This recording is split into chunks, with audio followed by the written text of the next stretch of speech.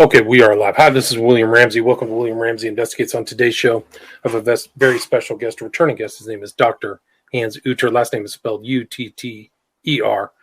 And this will be eighth part in our series about MKUltra, music as the weapon, from Manson to the Technotronic control state. And he's definitely one of my most listened to guests. Like, people consistently send me like very good compliments about him and his research, really original research. I haven't seen anything like it anywhere else, but really going back to the 60s and the 50s, and some of the names that may not be as shared these days, like Bateson or some of these other guys behind the scenes at the Grateful Dead. So I'm always interested in listening to him. So welcome back to the show, Hans Utter. All right. That's my gym teacher when I was in 8th or 9th grade called me Hans Utter. No, that was like traumatic, right? It was a difficult time, Hans Utter. But William, it's great to be back here. And all, joking aside. Yeah. So I thought,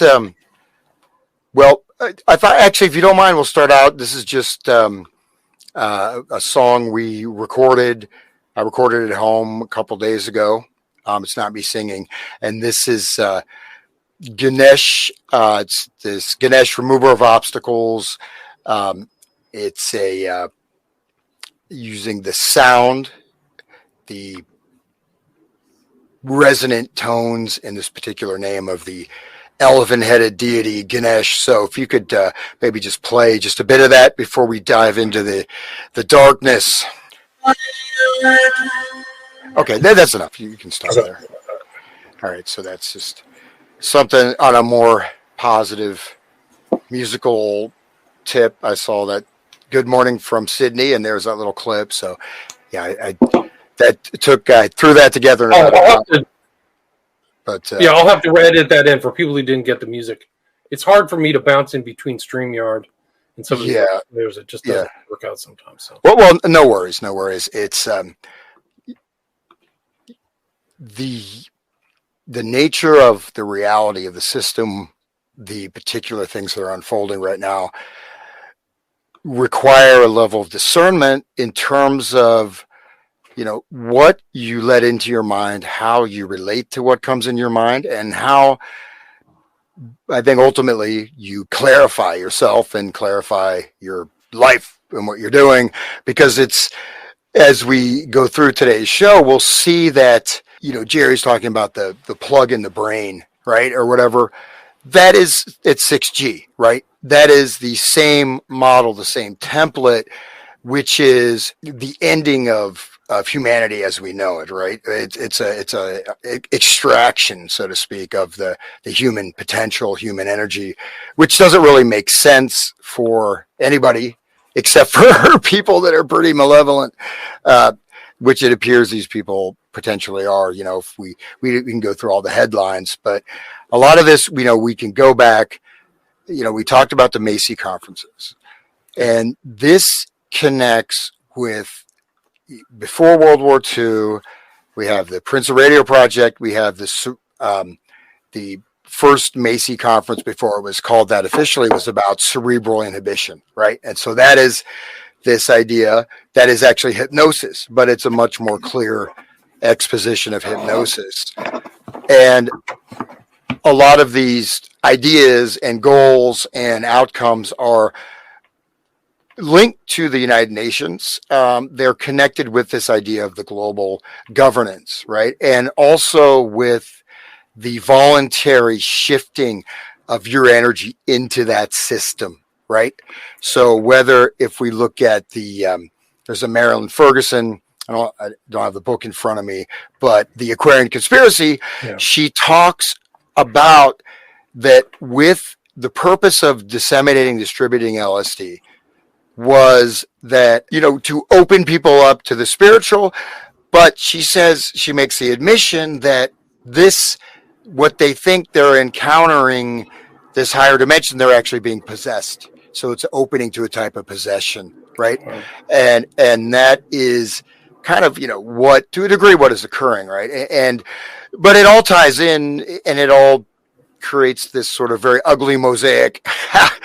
And she's like, an insider. So which I wasn't going to go into this whole other side, but we can look at the, going back to the 1920s, going back before that, going back to this other trend of this idea of the sort of alchemizing of humanity, but also the clockwork mechanism of society running like a giant clock, right? Okay. So that's in the interest of those who are at the higher echelons of that. And so, again, what's interesting about some of these clips, that we'll play is like Paul Foster, who's a merry prankster, but also a cartoonist and then a genius mathematician and computer programmer who was a merry prankster. And he's talking about, so we can maybe play a clip from him, directly from the horse's mouth, so to speak, talking about this programming. That's, this is like in the movie Performance, right? Mick Jagger clearly states, this is a type of programming, right? I am, there's a guy, they drug him and he goes into this like kind of weird mind control sequence. And during that sequence, the guy asked him, or Mick Jagger says, what do you want to hear? And he says, you're the programmer. Wow. You program me, right? And that's exactly what, to a certain extent, that's the decision of the will, right? We have our will. We have our sense of ourselves. There's a big portion of types of spirituality, new age stuff, whatever, that really works to sort of destroy this individual being, right? That is us, right? Not that obviously a lot of people are almost, barbarians, crazed barbarians, or else just locked into, neurotic patterns or whatever they may be, or addictions, etc. But your way out of that is your essence, not dissolving that essence, right? And we see this in a lot of these secret societies, the OTO, the Stella Martona, going back, to the Hashishans, the assassins, the Ismaili thing, is that you, in a certain way, you give up this responsibility, just as in the Aquarian conspiracy. This is in a sense opening the Luciferian age. So you have a choice, though, right? And that's why, even though I mentioned the United Nations, the reason I brought this up is they have this, thing they're offering, right, to take total control of all the governments of the world for this vaccination stuff, right? To suppress all disinformation. This is a complete planetary control with no more national sovereignty. And this, was voted upon. It was passed. I think there's 11 or 12 countries that didn't vote, but this is the exact same process, just another vehicle direction. So yeah, if you want to go ahead and play the poll. Also got interested in this girl, B, who was a friend of a cousin of a guy who worked with me. I'm a programmer now. Yeah. I'm a computer programmer. Don't you do it now? This is the beginning of 64. What are you doing right now? I'm working as a common laborer. Right, so he says right there, I'm the programmer, right? Yes, yeah, and that's Paul Foster, another one of these mysterious merry pranksters, right? And remember, I mentioned that all this high-tech stuff was happening. And so we have another one of the players involved with the technical expertise and know-how, right, to be doing this experimentation. So, yeah, go ahead and continue. And you have 8 audio files, right? So we just went through one. But it is interesting, the kind of merry prankster theme kind of overlaps with the Joker archetype, right? Like they're playing a trick on people and having a good time at it. It's kind of interesting. Well, the jester also, right, is connected with Baal, right? So the image of the jester and Baal and this light and dark. So the even like Loki, right, the trickster god, right? So you're a prankster, but it is there is this connection, which at least I've seen that, encountered that, it kind of makes sense, right? But if you tie that in with Baal and this, then you go all the way back, this becomes, it's not simply just something that is now being undertaken because of the technology is there or because this and that. No, these particular types of things and this, the whether it's the Chaldeans or the worship of Isis and these other, where they have a human sacrifice, right? You have to you sacrifice your firstborn son to Moloch, right? But this is the priests, right? They were the controllers of many. There's many examples of this where people couldn't read, even they couldn't read Sanskrit, or they didn't know the verses, or they weren't able to do the rituals, right? So the priests maintain a great deal of power, and it's this this strand or stream that connects. So that'd be interesting if like I said, I saw a reference to that, and I'll have to confirm it, but it would be interesting to tie that in with Baal. Then you have the Merry Pranksters, then you have the Joker, right? That's another iteration of this. And just as an aside, to state that I think the last show we did, I talked about these types of neurophysiological configurations that are almost wired in, right? Through types of trauma, stuff like that. Well, things don't have to go to that extent, right? Just the associational references of, say, for example, background in a scene in a movie, and the music, right? So you associate a character who is diabolical, right? Who is essentially evil with the musical theme of the hero, right? Or you destabilize. So, you have this inversion of morality, so to speak. And that's an example of the Joker. Like you say, Wolf of Wall Street. That's another great example, right? That guy was, he was really a very, he's a total sociopath. Psychopath. But there's many other examples of this, right? And in fact, it can be very subtle, but by playing certain melodic sequences, certain types of chord progressions in particular keys, you can imprint emotional responses or valencing how you perceive something, right? So this is, and so it all, anyways, we'll just continue with the examples. Just one more thing, like the prankster, trickster motif in folklore covers almost all cultures. So like this is one aspect in the Grateful Dead of that thing. I can just show you here. This is please. Or show the audience as well. But this is just the Wikipedia thing on the trickster motif. The trickster is a character in the story who exhibits a great degree of intellect or secret knowledge and uses it to play tricks or otherwise disobey normal rules and defy conventional behavior, right? That's the Merry Pranksters. And then you can go down and all these Native American coyotes, but you can just see all of the tricksters in all of these different Igbo, right? That's South Africa or Sub-Saharan Africa, American folklore, Belgian, Brazil has the Sachi. What else? Like the fairy is a kind of a trickster figure, or Puck, right? Puck from Midsummer Night's Dream. So it just goes on and on. It's pretty interesting. So you can see, and I think you can see an aspect of the Grateful Dead and some of these guys maintaining that folkloric connection. Yeah. Well, no, exactly. And, steal your face right off of your head, right? That's like the classic, Grateful Dead line. Like I told you what I said, steal your face right off of your head. Steal your face. What does that mean?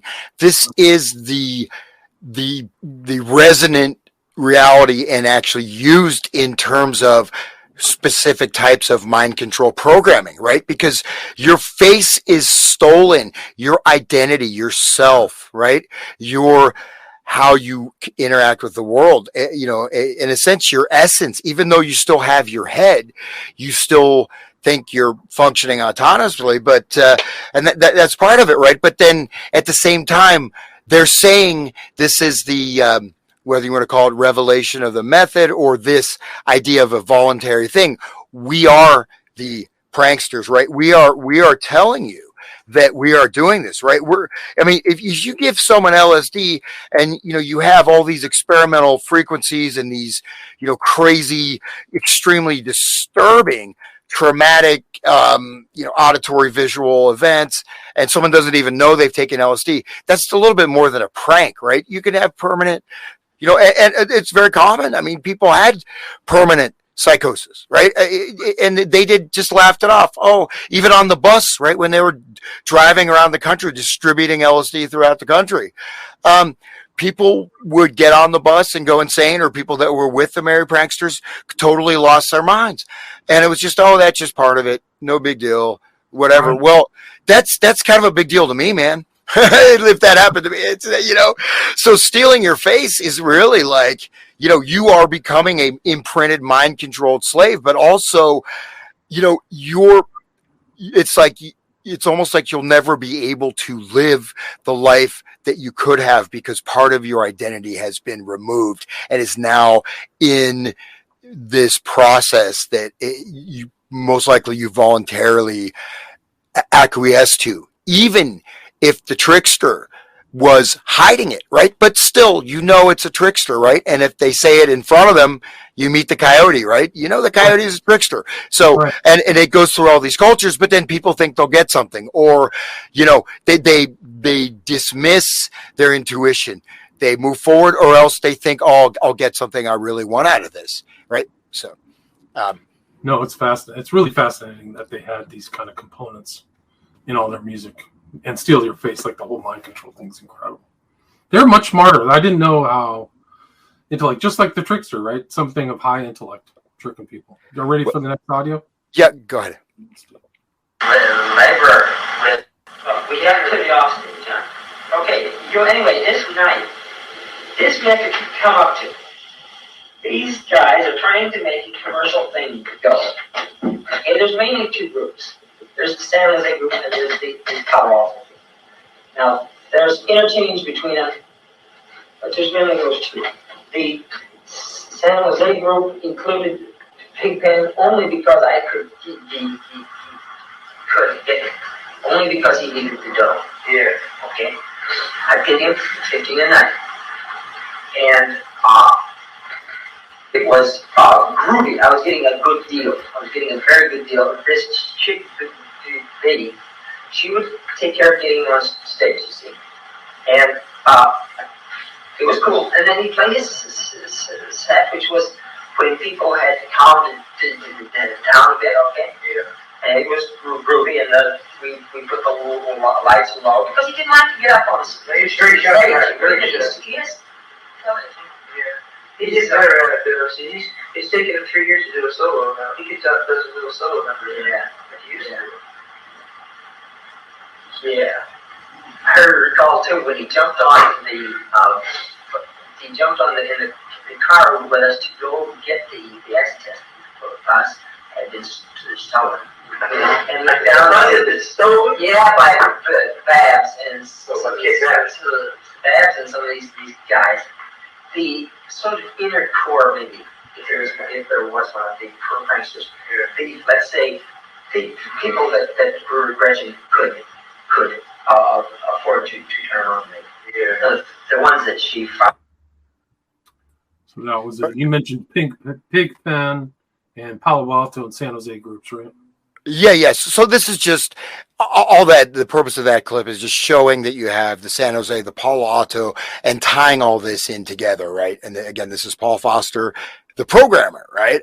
So it's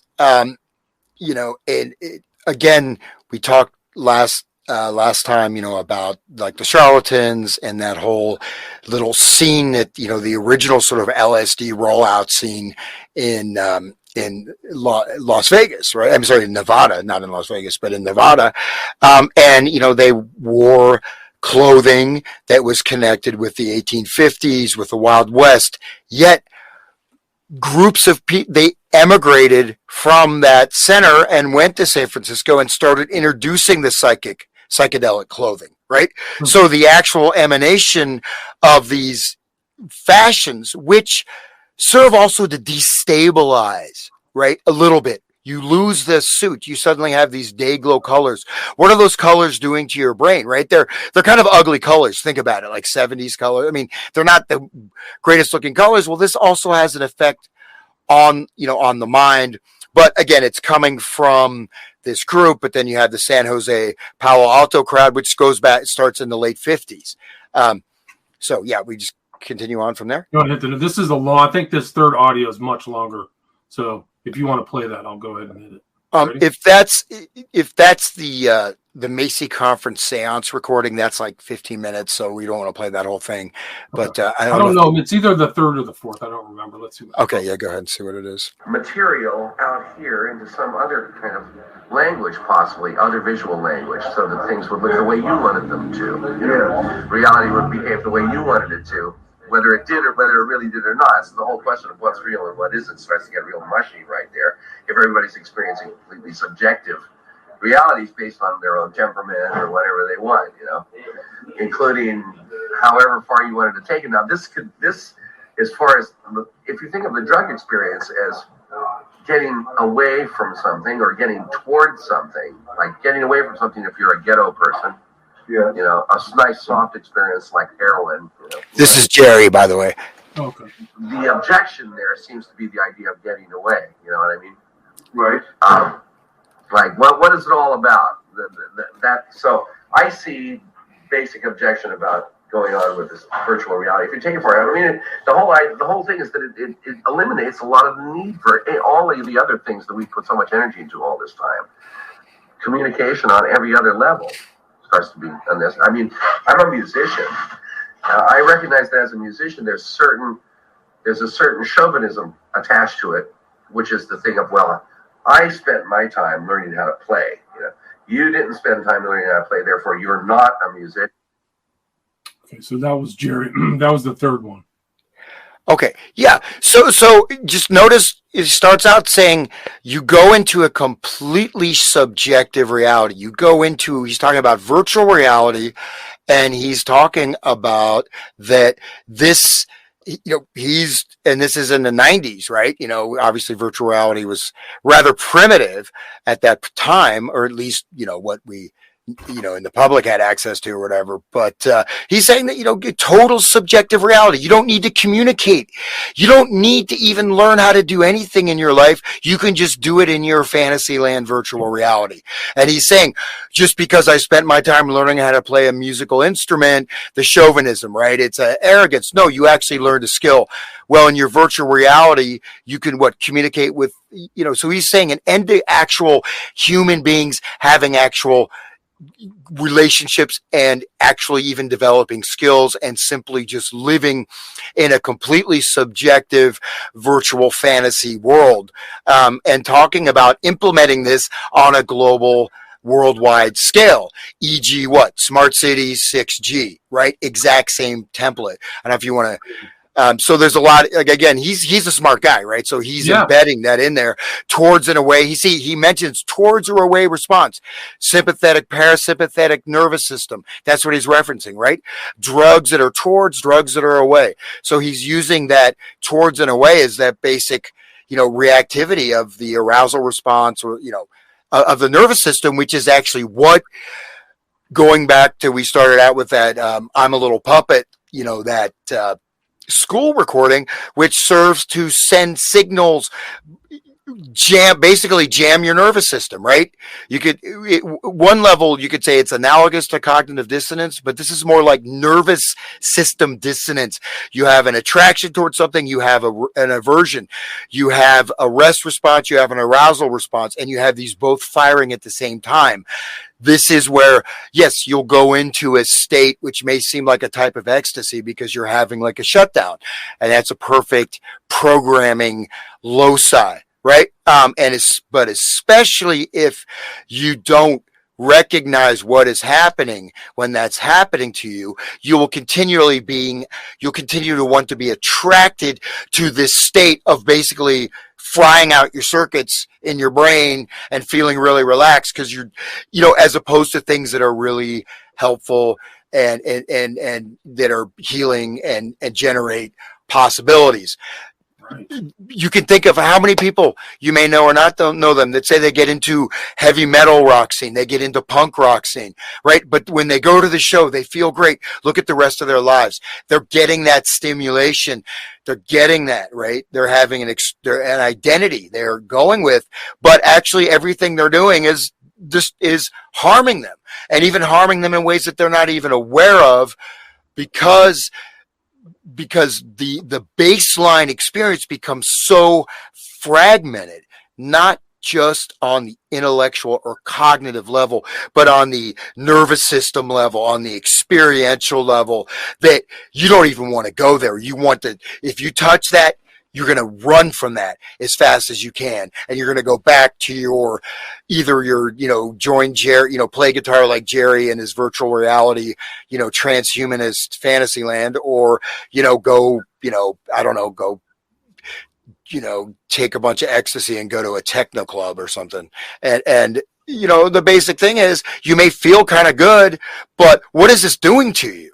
What are you doing to yourself, and how dead have you become to your own sensory experience that you require something that's such a total nervous system, light, sound, physical, overload, right?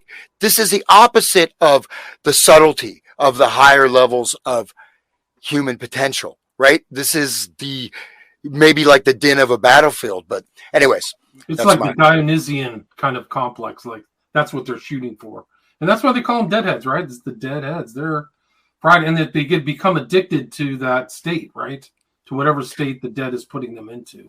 And that's why they're so strange, like they become their own micro or whatever, like subculture, really, because of the music and the information that they're getting and the impulse, and that's why they travel around and follow them. They may, like you said, they may not know consciously what's happening to them. Like, so they become almost like, the Piper and the rats following them around. Like they're the ones following the Pied Piper. Doesn't the dead use the Pied Piper iconography in their art and stuff like that? I thought maybe. Yeah. And by the way, and I cannot find this reference online, but the Merry Pranksters, I think there was some type of, sect in the Middle Ages. I think there was like the Friends of God. So there were some of these, look at, bring up like sorry, I always pronounce it wrong. Hieronymus Bosch, right? That painter. Hieronymus Bosch. Yeah, that Dutch painter. I mean, look at these paintings.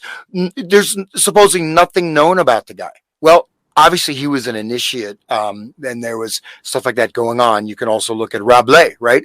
This is where the do what thou wilt comes from. Do what thou wilt should be the whole of the law. But actually that comes originally.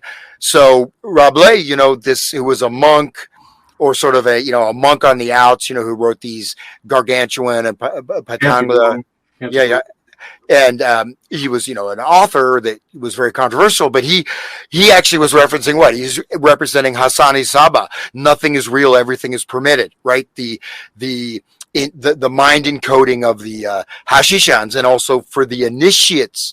And it's one last thing I'll say here on this tip, though. It's very important to recognize that there's various layers, right? So if we go back to one of the original and most successful models for these sort of esoteric, occult, yet also very practical, political, powerful secret societies. Of course, we have the assassins, or the Ismailis.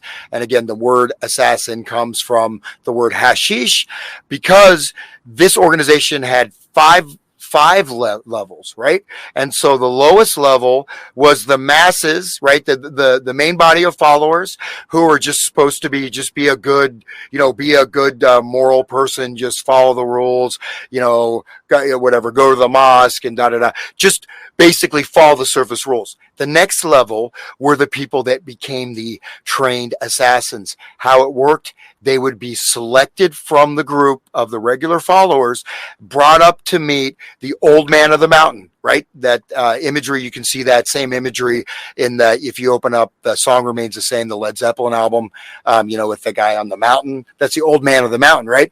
So the person is brought up to meet with the head of the order, or one of his deputies, and they say, well, we think you have a real potential. Next thing you know, they are drugged. They wake up, and they had these gardens all over the Middle East, even in Europe, and they would wake up in this paradisical garden. They were, drugged with hashish. There'd be beautiful women there. There'd be music. They'd have like a stream with wine flowing. They could drink and enjoy all they wanted. They'd be drugged again. They would wake up back in the same room, And the guy was like, oh, you close your eyes for a second. It would be a time separation, right? Interval out of time, right? So this is very important. And they would, and then they would be compelled. Well, you've seen paradise. Oh, you must have had a vision of paradise. Now, will you sacrifice your life and, take on a new identity? And if you get a message, you poison or you assassinate so-and-so, right? So they're like sleeper cells, right? And so they would do that.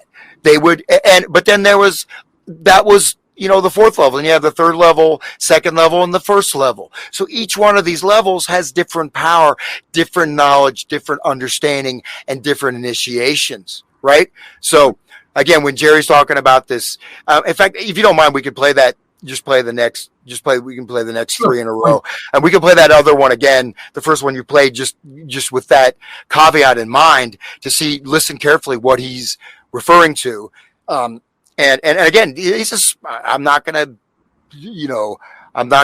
he's a smart guy. He's highly well read, and he also knows how to speak the encoded language that is understood by, say, people that are part of the Macy conferences or people that are part of, whatever intelligence or cultural initiatives. So we could maybe play that again. I'll play it again. One of the things the thing was "Ne sais voudras," right? In French, it was "Do What Thou Wilt," which was adopted by Rabelais, right? But also by the Hellfire Club, right? So the entrance to the Hellfire Club, they were known as the friars or monks of Medmenham, was "Ne sais voudras," that same axiom, right? Do what thou wilt. And they were involved in all that weird stuff like gardens, secret Hellfire parties, the whole bit, debauchery. And they don't know, I have to read more about it, but those guys were involved. Like one was the exchequer of the whole British Empire at the time. So they're very, very powerful people involved in that. Oh, how about Benjamin Franklin? They excavated a bunch of bodies, right? That story went out of the skeletons, right, in his basement. There was a bunch of human remains in his basement.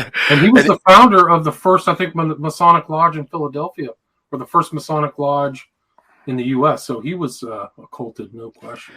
Yeah, but again, just to stress this, that in the Islamic world there was a sect, prior to this, and this had a similar type of process, but they led people into it, and eventually you dispense. There is no law; it is do what thou wilt. But they had violent mayhem, rape, and pillage, all you want. They ended up getting 30. They took over Mecca. I mean, it was incredibly powerful, but the Ismaili, the Hashishans, or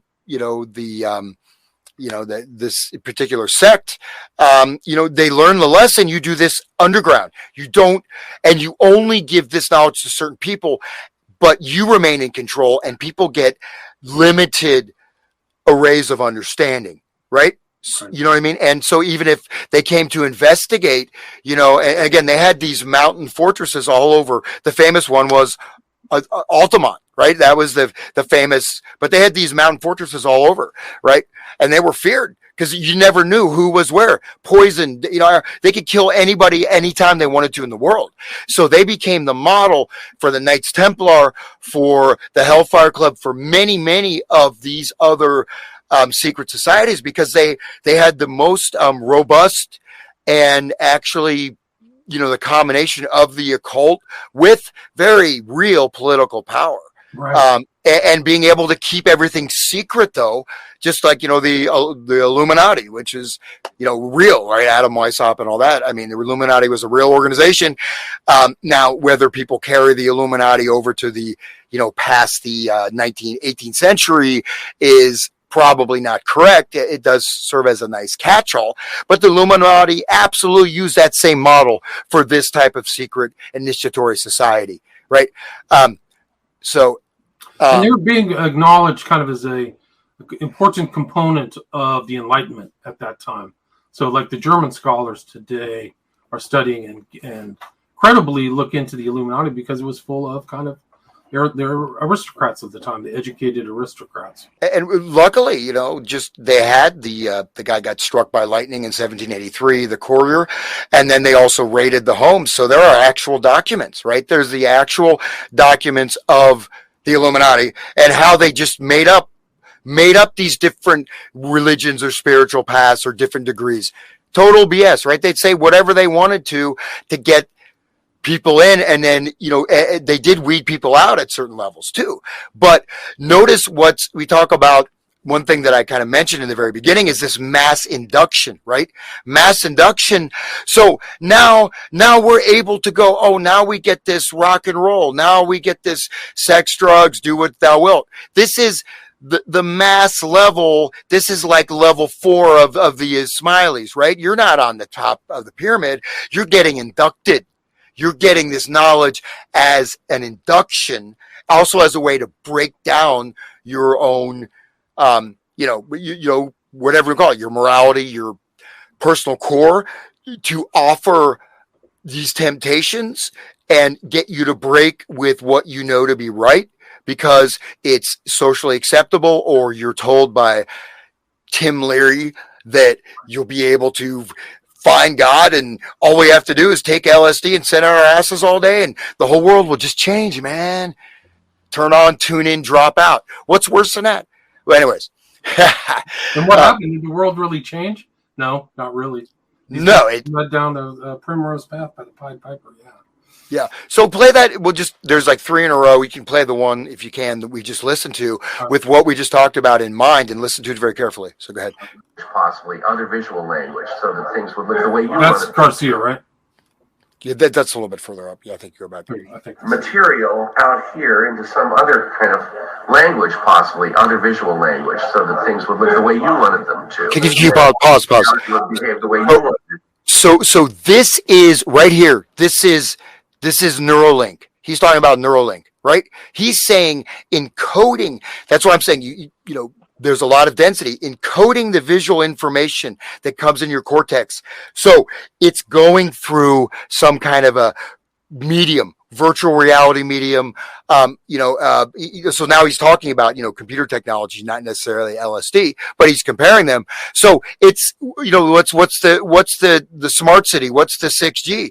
You see what they want you to see, right? Yeah. They show the people and they can, see all these cool things that aren't there. But how about Pokemon Go, which was another rollout for this whole system? You run out in front of the car. So this is what he's talking about, is it's going to go on the neurological level, but he's not saying that this will be imposed upon people, but it's a wonderful, fun option that you can see what you want to see. It doesn't matter what's out there or not out there. You can choose how information is interpreted that reaches your brain. Okay, which is, we're talking on a neurological level. So he's directly referencing this stuff. Go ahead. All the stuff we're in now, right? Yep, absolutely. Whether it did or whether it really did or not. So the whole question of what's real and what isn't starts to get real mushy right there. If everybody's experiencing completely subjective realities based on their own temperament or whatever they want, Okay, you pause it right there. However far you wanted to take. So now he's saying that everybody is experiencing their own reality based upon their own subjective temperament, right? They're just living in this is like, there was a science fiction story I read when I was a kid, but it was I don't remember the author. It was written in the 1920s, I believe. But in the story, this guy goes to the future. He goes on the city streets. Nobody is there, right? Then they have these big, giant skyscrapers. Inside the skyscrapers, people are there lying on these beds, and they go into these, whether it's a Wild West motif, whether they go to some orgiastic, Hugh Hefner sex party, or whether they're, flying a space shuttle, but they're just lying in these beds. Everyone is now encoded completely in this cocoon of a permanent subjective reality. Imagine that. Does that sound great? Do you want to be stuck in a permanent subjective reality with no way out? But he's lauding this, and he's talking about, again, on a neurological level, he's talking about a Neuralink thing but then what is real anymore if everybody's completely having their brains, flipped into these alternative virtual fantasy lands? There's no more reality. He's like, that's what he's saying. What is the smart city, right? That is, you're in your room, you hook up to your virtual reality, your actual life is complete misery, and you're eating bugs, even probably sharing your underwear or something, own nothing and be happy. But yet you go into your virtual synthetic world, but yet this is programmed on the neurological level. So you don't even necessarily, which he's not talking about, because I would hypothesize he's on a much higher level of initiation in these things than the average person. Again, this isn't like 1990. So you think about it, this is years ago, right? Very prescient. Did that make sense what I was saying? Yeah. I just wanted to foreground, because he has a type of a cadence that it's like the stoner cadence. And unless you listen carefully to understand his meaning, right? Because he's saying it, obviously, I think he's talking like Stuart Brand or whatever. There's someone who's on the same level, but there's also a level of interpretation for the fan that listens to this. They're not going to know. They're going to say, oh, that sounds really cool, man. So go ahead and continue. Now, this, as far as, if you think of the drug experience as getting away from something or getting towards something, like getting away from something if you're a ghetto person, a nice soft experience like heroin, Right. The objection there seems to be the idea of getting away, you know what I mean? Right. Like, what is it all about? So I see basic objection about going on with this virtual reality. If you take it for it, I mean, the whole thing is that it eliminates a lot of the need for all of the other things that we put so much energy into all this time.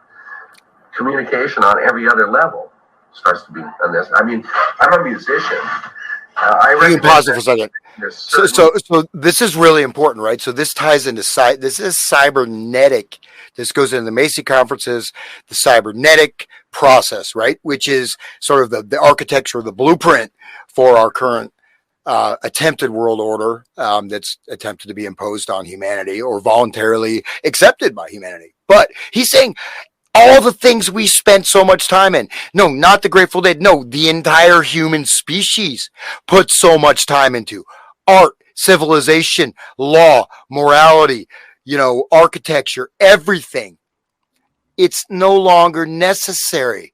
And communication itself is no longer necessary, right? Communication, because you are essentially in a self-enclosed cybernetic feedback system where you're getting the information piped in from the outside, right? Right. People are already like this now anyways, right? Even without having the Neuralink implanted, right? But he's saying dispense with everything of human history. We don't need it anymore because now you can, and he's saying, what's wrong? Heroin is a soft experience. It's a nice soft, it sounds like you're going to a friggin' spa. He's talking about heroin to get out of the ghetto. And people say there's something wrong with that. What's wrong, man? Just want to escape. So just to have a nice soft experience. Maybe Valium is a soft experience. I don't think heroin is. So he's also, notice this is a much harder, quote unquote, drug. This implanted virtual reality, Neuralink, neural matrix, hive mind, 6G planet is a much harder drug than heroin, right? Okay, we can continue. All right, let's do it. There's a certain chauvinism attached to it, which is the thing of, well, I spent my time learning how to play. You didn't spend time learning how to play, therefore you're not a musician. You just keep playing. Yeah, so here we go. Keep playing. But yeah, he's saying, so the chauvinism, right? But he's saying, well, no, just think about that. Like, if you didn't spend the time, I spent the time learning how to play. Well, you did something in your life, right? All I did with my life is just go to shows and take drugs. So I'm a friggin' burnout, well, not me personally, but you know what I'm saying? But don't think I'm better than you just because I'm a multi-millionaire rock star with, access to, every kind of luxury and social status. And I actually did something in my real life in the world. That's not even necessary. That's chauvinism. You don't have to do anything. You can just plug into this, artificial matrix and pretend you're a great musician. And that's better for you, slave. I mean, he doesn't say that, but that's, does that sound like, I think that even if you suck at guitar and you're not a star. At least you tried to do something real with your life, right? You didn't spend all day just playing video games. You know what I mean? That's what they have planned. That's kind of his idea. Like, oh, if you can't do it in the real world, then go into the cybernetic world and you can just zone out. Yeah, well, not even zone out. Your brain is going to be encoded, right? You're going to be, goes into transhumanism. Let's continue. He talks about transhumanism in a bit.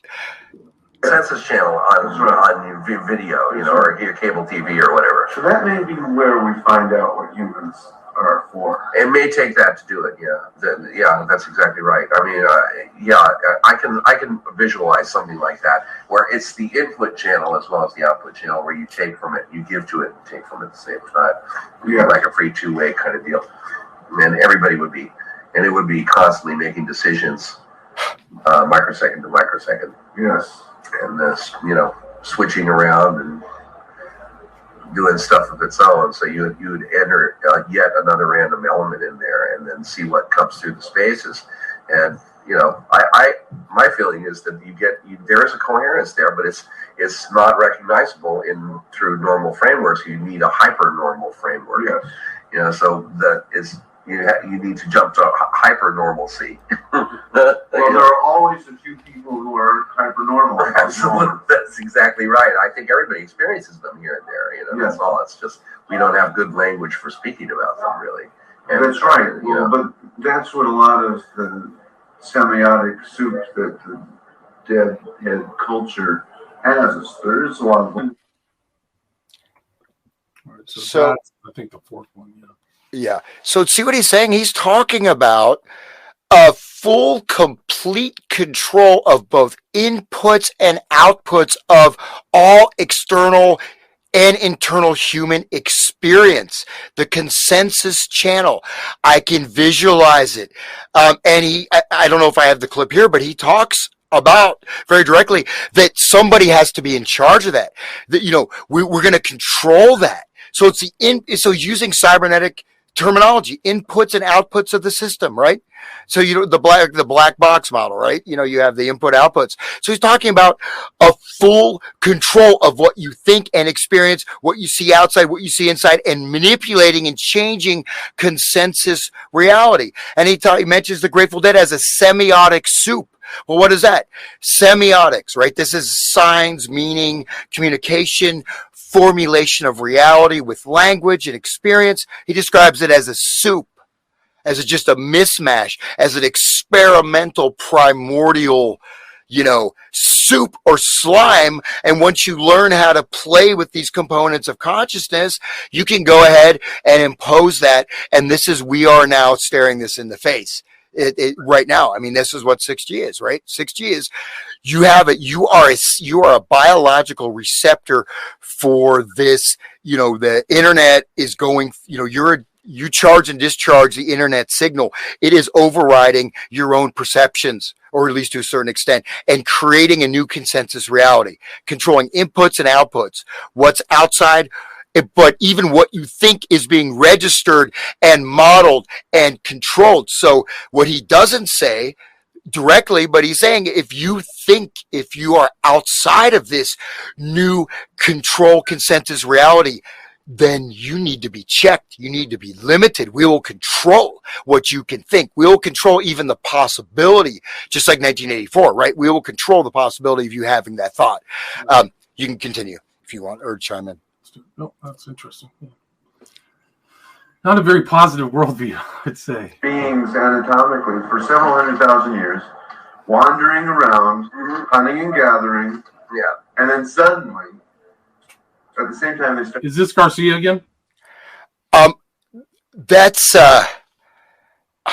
it's Garcia and he's another one of the dead guys. I'd have to look up that thing. So it's Garcia, and it's started multiplying. So what this paleontologist that I quoted has the theory that it's Owsley, I think. Owsley. Really, it's Owsley and Garcia. Psychedelic experiences. Yeah, and the reason that they were is so that because the tribal encyclopedia, the amount of information that people needed to know in order to move to a new way of life. Right. Suddenly increased. That's right. Yeah. So how are you going to notion?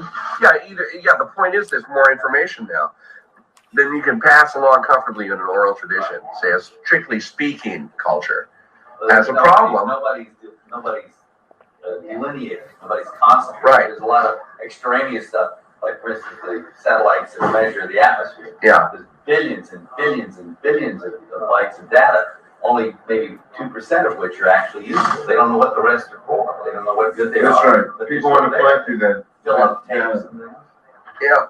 And anyway, who knows for sure how complex or how uncomplex the ancient people's lives were. They may have been in many ways as absolutely full and complicated as anything in those. I don't think there's any reason to assume they weren't. I mean, if you look at some of these cultures now, and there's still a few of them. No, that's true. See, but that's what I mean about the singularity. Yeah. That the entire human race faced a singularity when one small group discovered, technology. Right. We can live a different way. Right. Eventually. Okay, so they were keyed into the singularity back then too. Wow.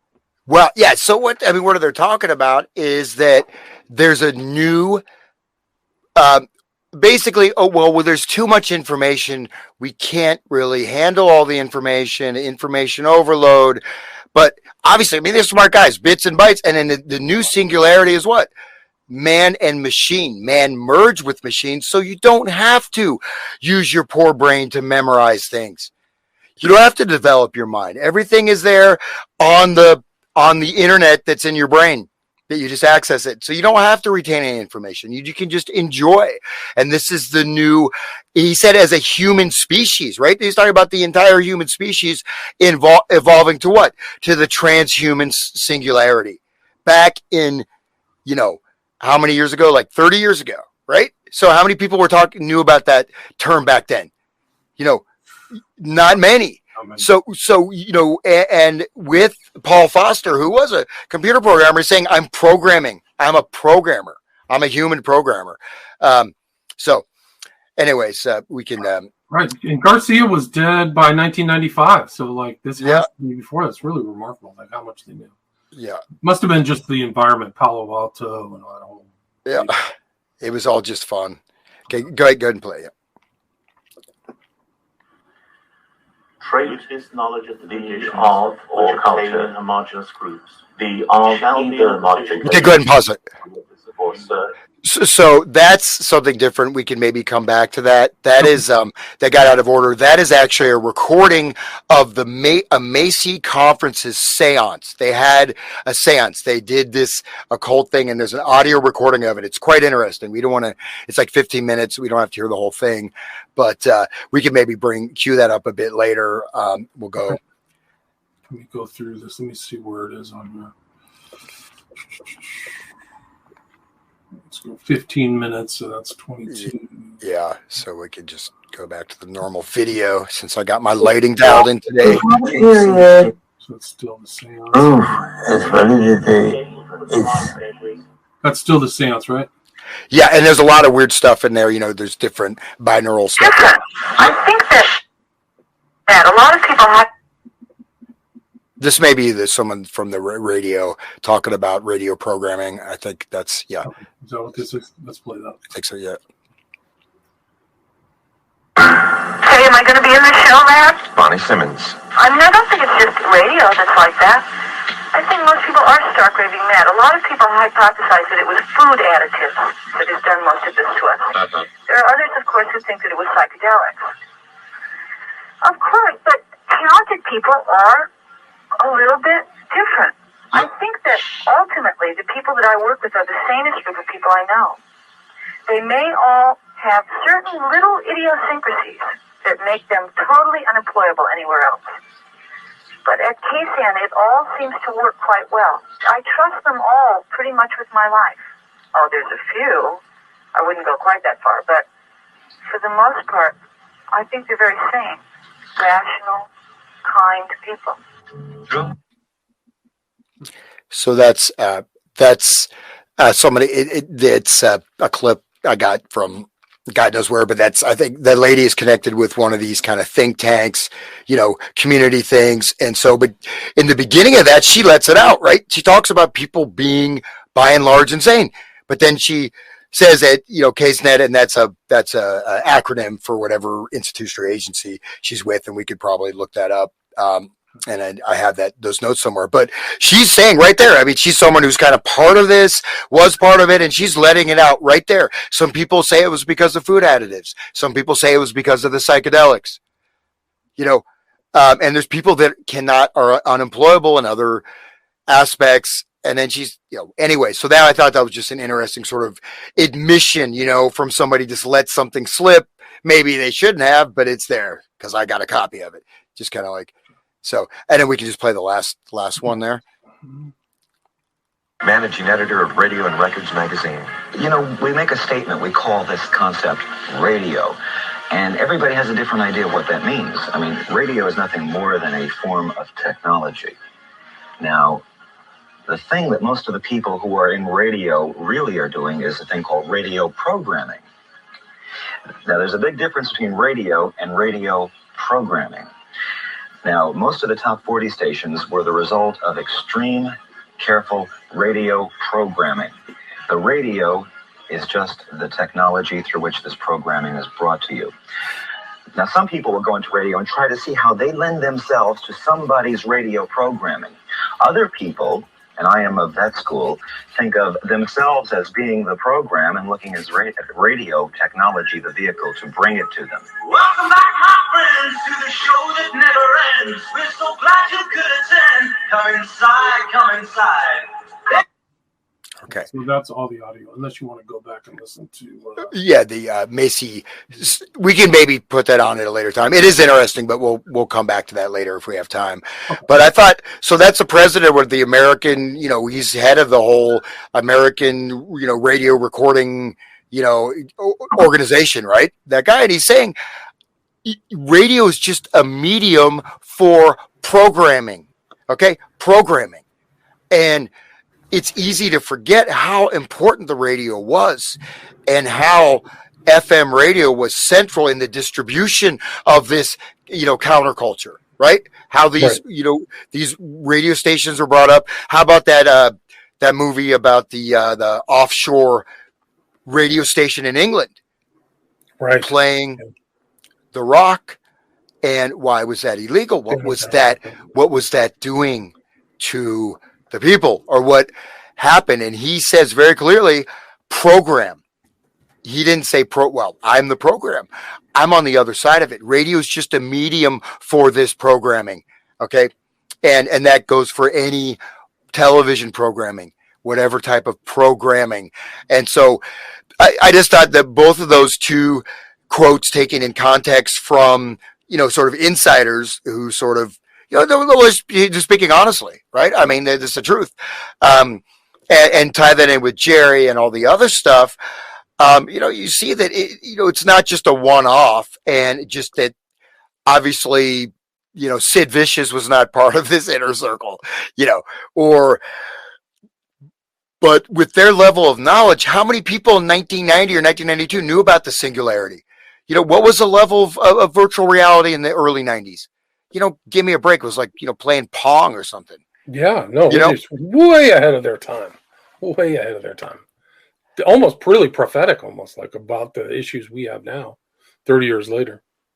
And the singularity, like, when did that really start hitting the mainstream? It's been it hasn't been that long, right? I'd say a decade, maybe. I started hearing like Ray Kurzweil. Yeah, Kurzweil. That's what I think really he popularized it. But I think this is, okay, maybe Ray Kurzweil came up with the term prior to this interview, but Ray Kurzweil was, he was, at least to my knowledge, in my interaction with that term, it started becoming maybe about a decade ago. You started really hearing about it, but before that, it was almost unknown, right? Yes. And there's another related to the singularity, if you heard of the singleton, right? This is another wonderful sort of proposal, and the singleton is it's an AI driven satellite information network that controls all media, all commerce, all information flow, and basically directs the entire planet beyond national sovereignty. So this, with the idea of the singleton, which is sort of an odd phrase, but it sounds like some kind of clothing article you buy at the Gap or something. But the singleton is, and this is brand new. This is a new development. So the singleton, this is a total top-down artificial intelligence control of the entire planet, everything, including electrical grid, including information, including phone calls, and what's the reason for it? Oh, well, we don't want some malignant AI to take control of the planet. So we're going to devise this. We're going to do it ourselves, right? We're going to want AI to do it. We're going to do it. That quote is hilarious. Like, that's a justification. We're just going to go ahead and we'll just create exactly. It's like, you're afraid of being eaten by a lion. We're just going to go ahead and buy a lion and put it in your house to protect you from being eaten by a lion. I mean, anyways, we can continue. But like I said, so these guys, they're not, and again, using cybernetic language, using language that is for people in the know, right? If you try to read the Macy Conference minutes, you try to read Bateson's writing, right? It's just like, what the heck? He's not clear, right? Unless you're in the know. Lacan, I have some stuff on Lacan also, right? I talked about the inner mirror. Unless you're an initiate into that language, it's really not going to make much sense. Right. No. And so the input output, he's talking about the black box. He's talking about cybernetic control systems. And this was experiment, right? They did that in Chile, right? They had CyberSyn. They had this looks like a Star Trek control grid, and they ran this model of this total computer controlled society. And you had it was a Beardsley, one of these English lords who's kind of a cult socialist, but he has like he designed this factory. He's again connected with the Macy conferences and with allied circles, and he designed this factory based off of looks like occult sort of we call yantras, different like pointed stars, but it was a working factory. But it also had this wonderful feature that workers who were not able to fulfill their duty would be executed and disposed of in the same factory. And this is a guy who's like, he was doing yoga and tripping, and all that. So this is the kind of people we're talking about. Why? Because they're on a different level, right? You're on level, even if you become part of this. You're like I meant the Hashishans. You're the guy that was taken up, and thinks they went to paradise, and actually you were drugged by the leader. You're do what thou wilt. Maybe the level 3s, and then you have the level 2s and the level 1s. They all have different scopes and different valuation systems, right? So if so even what Jerry's talking about, they're talking about from almost like a godlike realm. Well, we can have everything anyone sees and hears in the external world. If we don't want them to see that, they won't see it. We don't want them to think that, we'll stop that. We're going to devise a new consensus reality based on a transhumanistic man-machine hybrid. And they're talking about it like it's a good thing. For on their level, it most likely is, right? So, okay. So enough of sorry, Jerry. Jerry, I'm going to be attacked by the ghost of Jerry tonight. I'm just kidding. Probably. Did you know that Celine Dion recorded a song called Face AK to Voudras, and it was deliberately based upon Rob Lay? No, I didn't. Yeah, it's cool. I just found that. I was looking up the full phrase. Let me see if I can share this. So it's still around. It's from a song in, when was this? 1986. Peaked at number 36, spending 12 weeks on the chart. And this is got to be one of her earliest songs, holy smokes. But it was Quebec, all French. Wow. Interesting. Anyway. So, and also, Kurzweil's Singularity book didn't come out until 2005. So somebody's sorry. I'm Mr. Utter, not Mr. McCann. Oh, they're just chatting on the chat. Okay, that's cool. They're talking to each other. I just thought, man, my what is it? Andy Warhol said in the future, everybody will be famous for 30 seconds. My 30 seconds of fame. I've been confused with Sean McCann. No. Okay. I'm just kidding. I love you. Have Sean. more than 30 seconds. You're Okay. like literally on the top 5 of my guests to listen to. Yes, there's no doubt about it. People are totally interested. Do you have time? Do you want to take a few questions, or do you want to keep talking? I probably have another 20 minutes. We'll be at the 90-minute mark in 20 minutes. Okay. Yeah, and I have all these documents. We won't get to any of those. I brought some actual documentation of some of this research and some of the actual stuff. Probably get to that.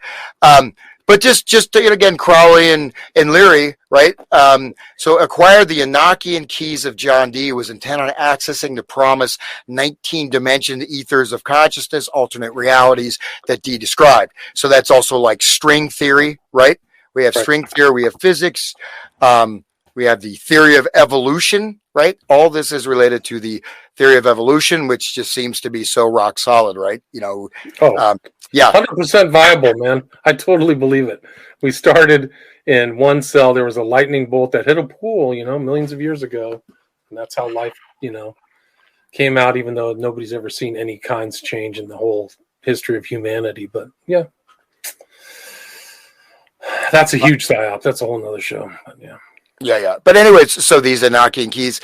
So there are, you could say there's definitely energetic or astral, a lot of these entities. I mean, this is the domain of those, on this path of global domination and whatever they're doing. And so these are, they're ethers. There's different levels of consciousness, and there's also these astral planes, which is a lot was going on with, invoking these types of possession.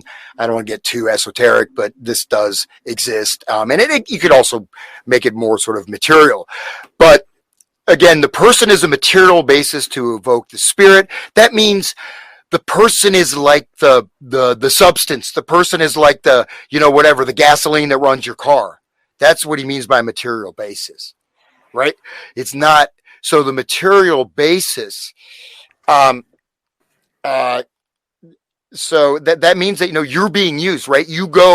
They're feeding off of your energy.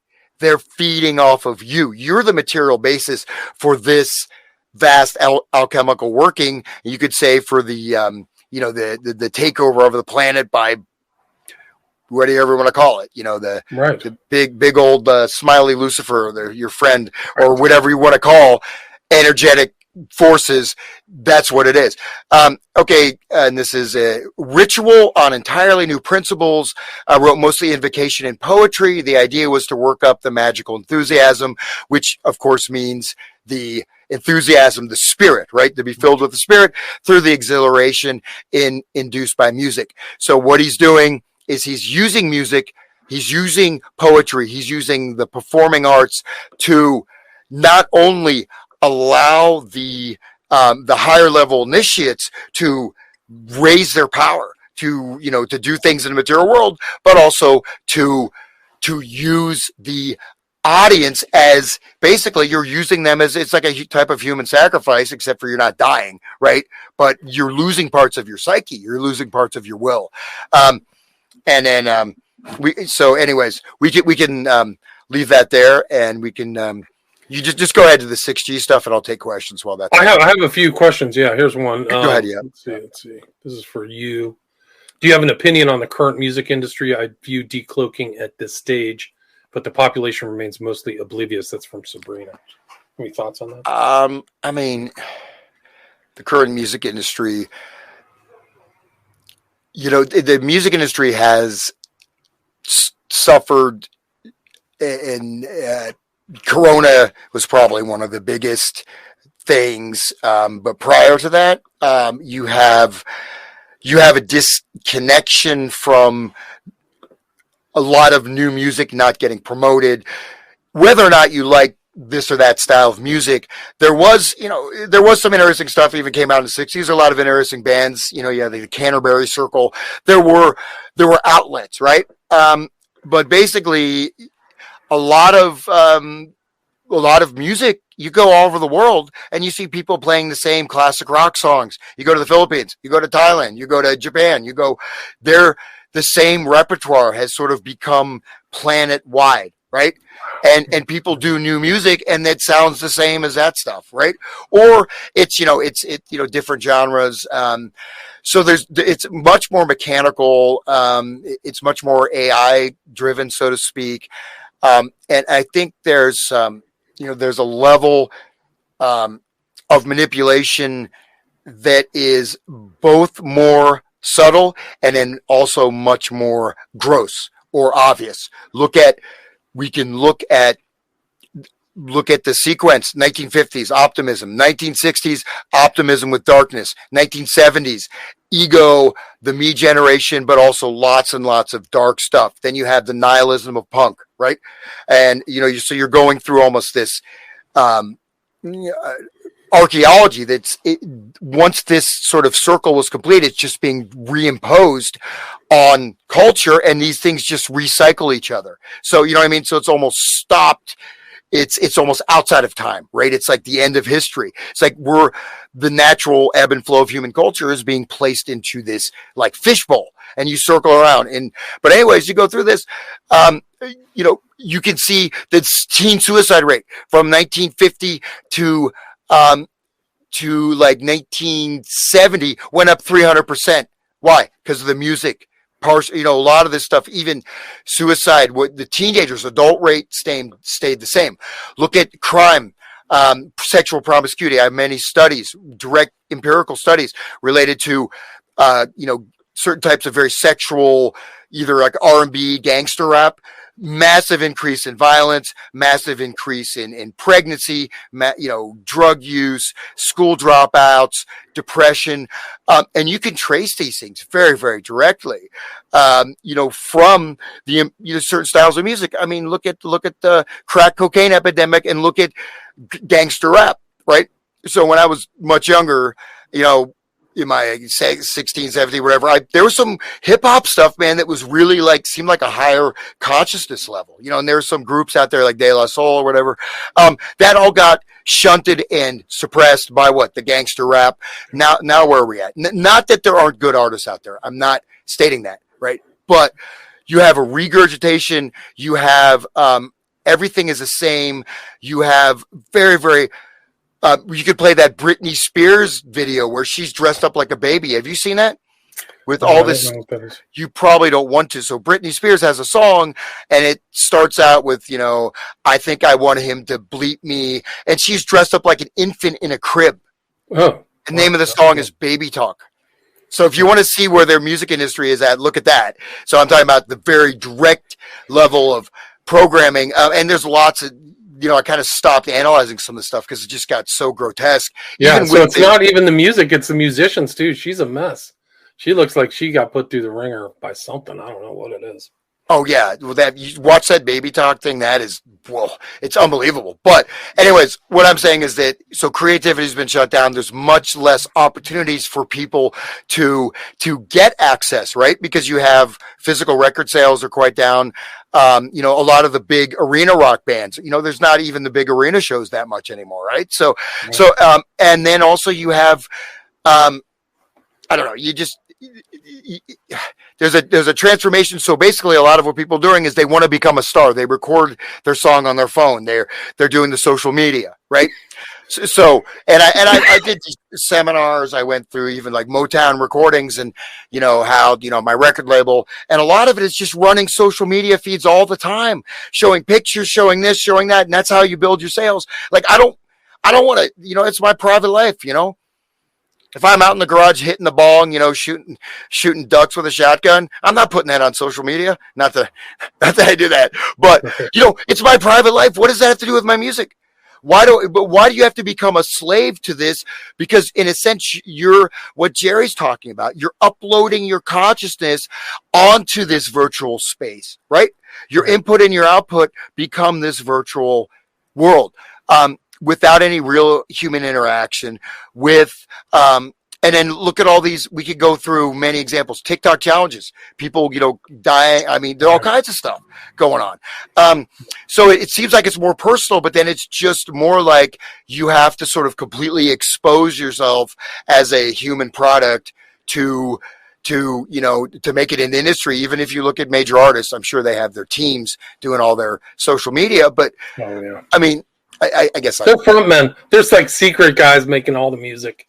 Those guys they're not even musicians. They're really performers, a lot of them.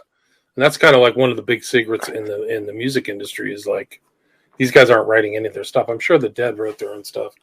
But Sneaky Pete asks, do you have any good intel on the Process Church of the Final Judgment's links to intelligence communities? Oh, wow. So, the Process Church of the Final Judgment, that's like a whole series.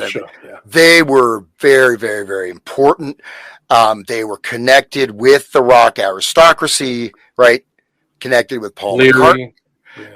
Connected with the Son of Sam, connected with a lot of other groups, connected, like look at the Parliament Funkadelic, right? Now Maggot Brain has a text from the Process Church of the Final Judgment. He was a member of it. He was a member of the Process, the guy, African-American guy, I forgot his name. George Clinton, George Clinton, yeah. And so the Process Church was very influential, especially, and I think we maybe have discussed this or alluded to it, but I went through a brief whirlwind tour of sort of some of the different takeaways from these music, eras, right? So if you don't have the innocence of the 1950s, it's, you have compare and contrast, right? You have the 60s with We Can Change the World, then you have the nihilism of the 70s. But what you have right at the same time, what's alluded to with the Rolling Stones, what's alluded to with Altamont, what's alluded to with, Let It Bleed, what's alluded all over the place with Charles Manson, right? Setting up the whole serial killer terror, right? That many, many different groups, right? We forget, like, this was all over the place, right? And so then you have, of course, the Son of Sam, and then you go the Zodiac Killer and the Son of Sam. So the Son of Sam has been linked to the Process Church, but the Process Church, they're saying that it's basically a Gnostic type of dualism, right? It's like, well, we're, and that has the same sort of initiatory process. It starts out as it looks like kind of a cool countercultural thing. And then it turns out, we also worship Satan because Satan is also God. So we worship both sides. And then you go further, and next thing you know, you are, a serial killer or running mind control, camps, and they're still out there, right? They have Friends of the Animals. So they have the Process Church. Best Friends. And then you have like the, Hillary Clinton, Obama connected with them, right? And look at Maggot Brain. I mean, imagine if you're taking LSD, look at that. And even the liner notes to Maggot Brain consist of a lengthy quotation from the Fear issue of the Process magazine, and America Eats Its Young reproduces the text of a Process sermon about America. Love our enemies, love Satan, love Satan. Yeah. So it's there. Yeah. And so, the Process Church, I had a bunch of material on them, and I'll have to like re-archive that because it's quite interesting. There's many, connections, but yeah, the Process Church, if you look at a deployment wing, right, of these various things, right? You got Jolly West, right? He did one of his first, successful experiments was that, guy at where was it, Oklahoma or whatever, right? Who went out and killed the girl, had no memory of it, right? So they served, and some, you could say the occultic aspect is just for bells and whistles, just for show. You could say it's real, but absolutely as acting as agents. But again, I think when we say intelligence community, it's not like the CIA, like everybody in the CIA is part of this or whatever. Not at all, right? You have cells within cells, just like that Illuminati model, just like the Process Church is the same model, Hans. It's the same model. It had an inside and an outside. You had to spend 2 years to get in the inner area. There was tons of hierarchy. You had to do tasks. It was like its own internal family. I mean, it really was. They called themselves a family, just like Manson. So I've done a pretty in detailed research into them in my book. So I read a lot of the stuff. Well, could you talk about that just a little bit? Because they were, because they had, I hadn't thought about them for a while. I tried to blank it out of my mind, but they kind of faded out. You have all these other cults showing up. There's so many different cults, but I think to me, they were really, really important, especially.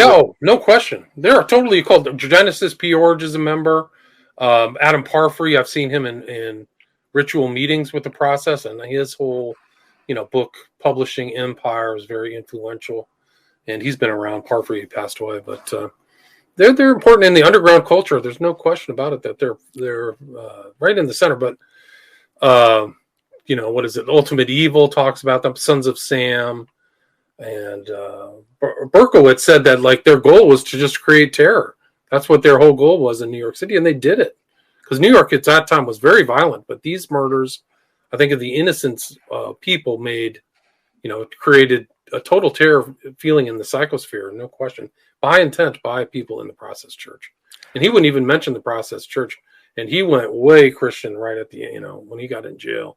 They tried to kill him in jail. Somebody tried to kill him. He has a huge scar. So Process Church at certain points was very powerful. Then they rebranded themselves they called themselves the Foundation, and they had a new kind of symbol, but they were still around. And Wiley, the guy, Love, Fear, I think it was Love, Fear, Death, Hate was the name of his book. He was number 3 in the whole organization, and he published that book through Parfrey's, right? What was their name of their press? I can't remember. Oh, I know what you're talking about. But so I mean, they're around, and some people are doing really good work. There's this one girl on Twitter, Dana. Forgot what her tag is, but she's been like categorizing all these people as best friends today that are on the best friends site and tracing them back to their involvement in the process in the 60s. So they are still around. I don't know if they're active, but they're in, I think, Kanab, Utah or something outside southern Utah. But it's crazy. Yeah. So the Process Church intelligence, that's a whole nother question. I think that's a whole nother show too. But yeah. But it is but they're coming, from, you'd go, that ties into L. Ron Hubbard, right? Scientology, ties into Jack Parsons, circles back to Crowley. But yeah, I would definitely be interested in Leary. I mean, Leary met them, like, I think when he was upstate New York at, what was the place it was at? I forgot the name of it, but like he was going to New York City and like, I think he became a member for a day or something like that. Like he was at one of their meetings in New York City in the late 60s or early 70s, right around the time that a lot of nasty stuff was going on. Sean asks, does Hans think that the AI is being created to be a physical body for non-corporeal entities or for non-corporeal entities? So the AI, you can, which I was considering going into it, obviously not, but if you look at the 6G and then compare that to these types of religious or secret societies, where, and I had a number of quotes, talking about using electromagnetic and, astral communication channels and electromagnetic conditioning, breaking down of the mind. So the person becomes essentially a vehicle of this external force. And the AI is, I don't know, it plays for non-corporeal entities. I mean, in a sense, the AI it's the suicide of voluntary suicide of humanity, or else the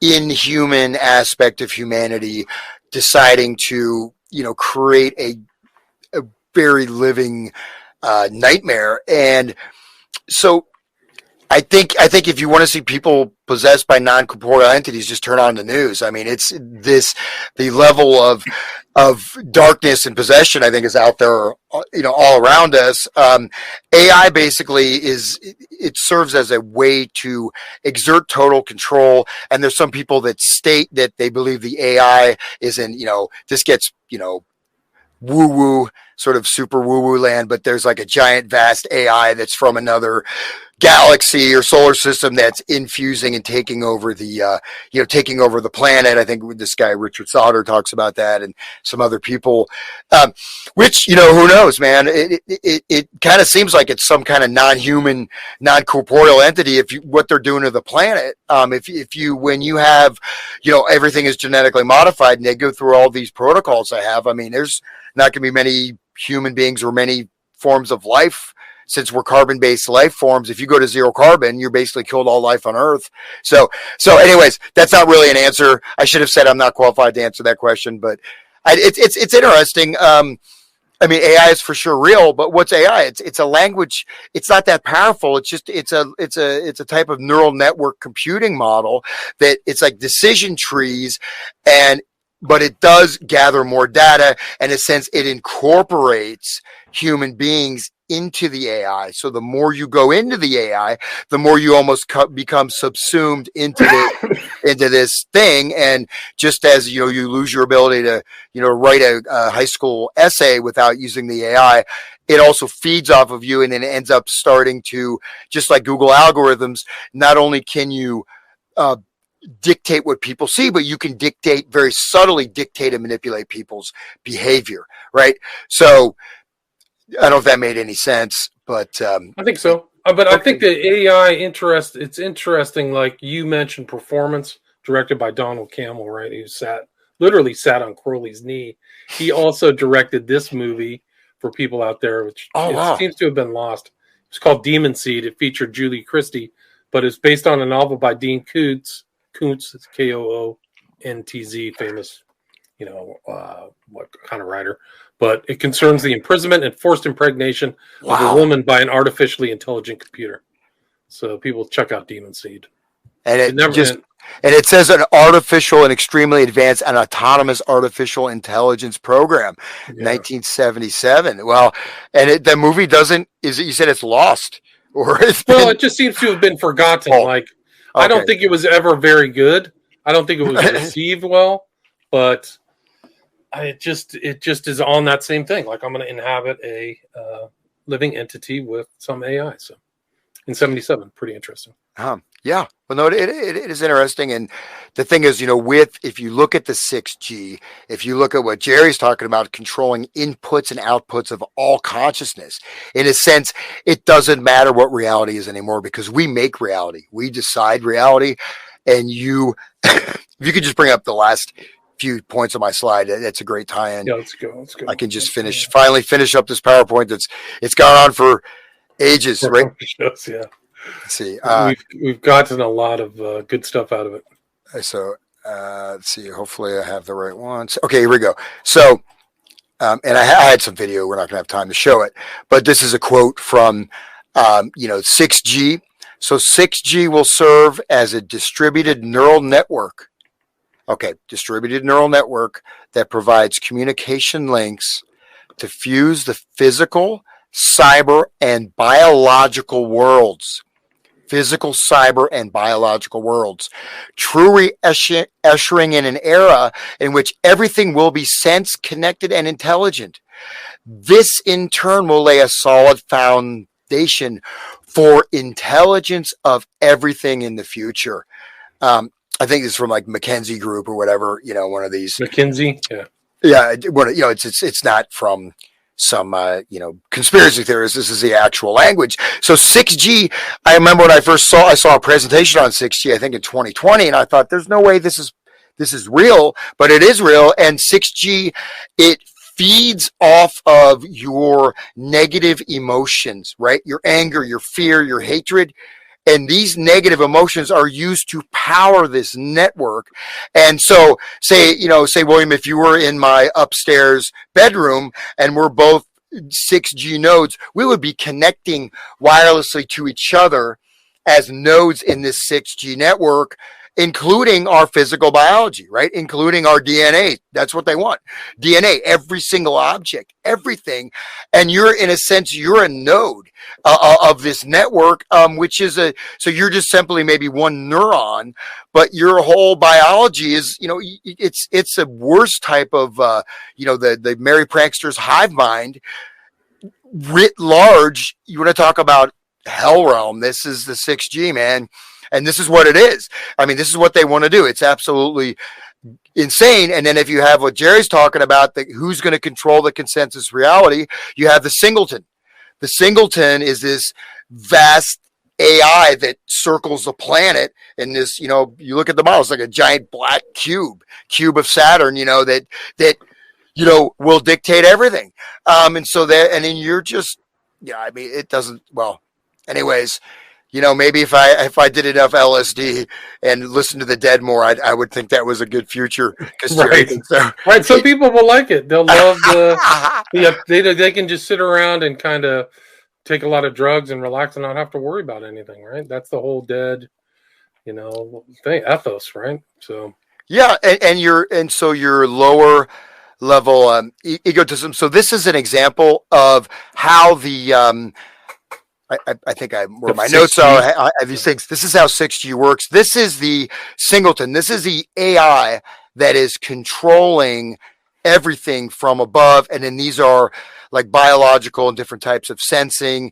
And so we're talking about like every, they're trying to get every single object, everything being encoded into this. You can go through, look, you have these examples. Energy, you have the, your heart rate, your respiration, you have your vehicle, you have etc. And this is all interlocked and interlinked here with our total pyramid of control with our AI. And this is from the people devising this wonderful new future for us. You don't have to think anymore, though. That's for sure. And terrifying. Yeah. Also, it does. If you look at people that get really caught up, say, in the petty egotism of social media or in all these types of battles, right? You can see people really not going beyond their own limited sort of animal level, right? It's me, mine, this, that, there's no development. There's no higher thought. And there's just simply these, ego. So I think it is. I think the higher frequencies higher frequencies, whether through sound, through connecting with authentic, truth, spiritual level, and really being able to remove things, from your mind, from your life, change yourself, become a positive force in the world.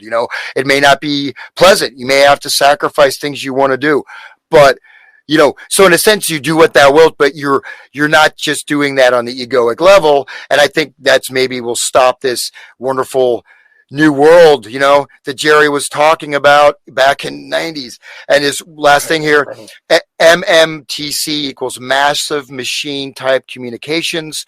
6G is going to bring together physical and cyber worlds and create paradigm shifting living styles in metaverse. EMBB is a continuous evolution of enhanced mobile broadband, EMBB, for human-centric communication use cases. It will enable extremely immersive experience and multi-sensory interactions in XR applications, including augmented reality, virtual reality, mixed reality, and telepresence. So there we have it. Isn't that what Jerry was talking about? That's right there. Incredible. It goes way back. Goes back, and it's integrated in the music.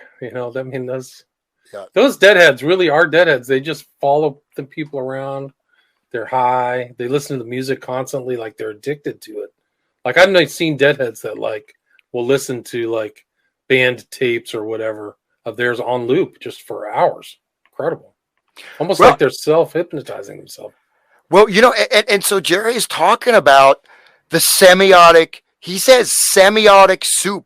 Does that sound like you love your fans? That's like a, semiotic. Again, semiotic that's an advanced, that's a cybernetics, that's a linguistics term. Semiosis is signs, meaning, interpretation of reality, how the inner map or modeling of reality can be manipulated, or how it shifts through, how we make sense of our world, right?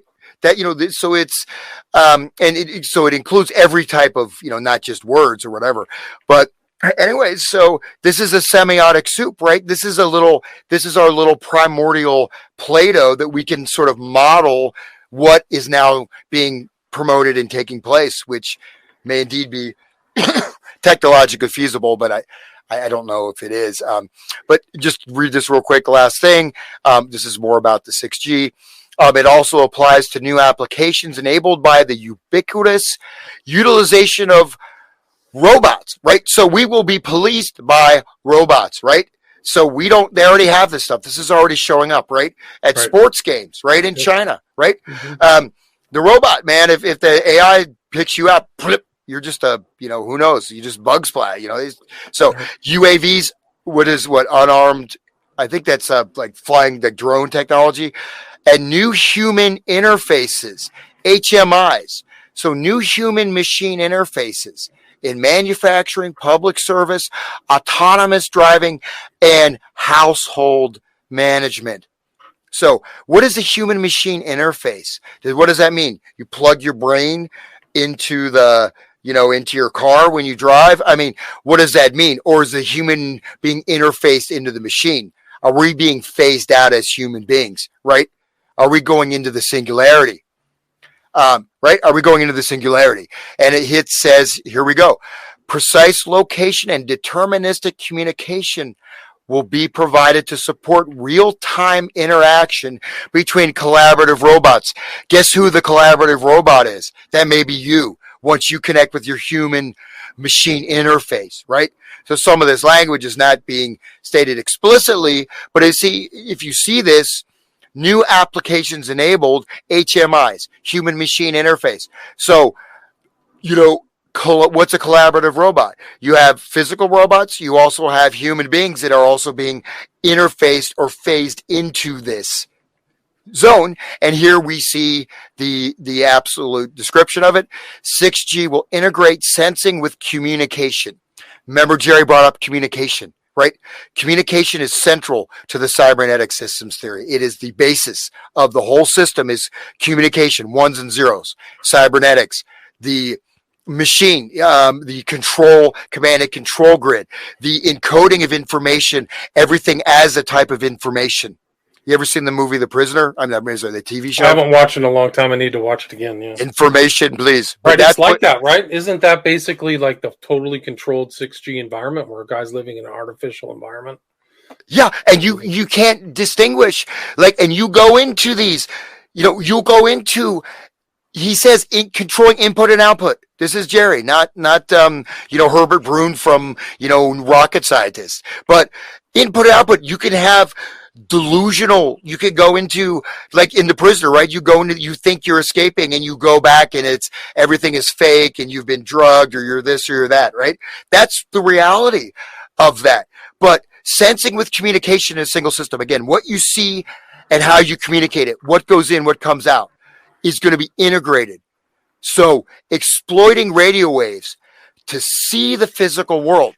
So completely bathed in immersive radio waves, meaning, this super dense, high level, frequencies, right? That are operating even on the same bandwidth as a human brain, to see the physical world and make digital twins in the cyber world. Okay. It's incredible, yeah. So and again, just to go back to Jerry, is that not what he's talking about? Absolutely, right? Who cares? Just that I spent my life learning how to play guitar.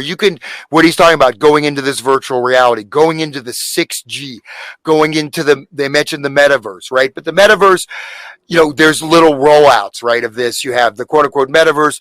There is, about this virtual, they have supposedly, right, this entire mapping of the whole physical world, at least the United States, right, in this real-time computing system. You heard about that? No. I suppose it's a Pentagon DARPA project where they already have at least basic versions of an entire mapping of every single human being and every interaction in this virtual environment. And the fact is that you can also influence and manipulate people very easily from that, right? Anyways, so that's wild. Somebody mentioned here earlier about the whole meta meeting between Zuckerberg and that other guy. What's his name? I forgot. It's Elon Musk. No, it's an interviewer guy. Somebody in the chat will know his name. It was Zuckerberg and somebody tell me. Anyway, let's see. But yeah, they had a meeting inside the Meta or whatever. Something else. Let me go back through my notes. Yeah, but yeah, so this stuff is already kind of happening. Like imagine like somebody knowing where you are, where your other digital twin is online or something. That's just off the charts. Well, I know Bob is because where he's online. Yeah, it was Lex Friedman is the guy's name. Well, look at this. Precise localization and deterministic communication. What's deterministic communication? It means that you will get a command in your brain and you will have to do that. That's deterministic. That's a way of saying total control. Even control communication can also control, you have a wrong thought. Let's speed up your blood pressure. Let's make you have a heart attack. Right. Let's make you go into a delusional psychosis.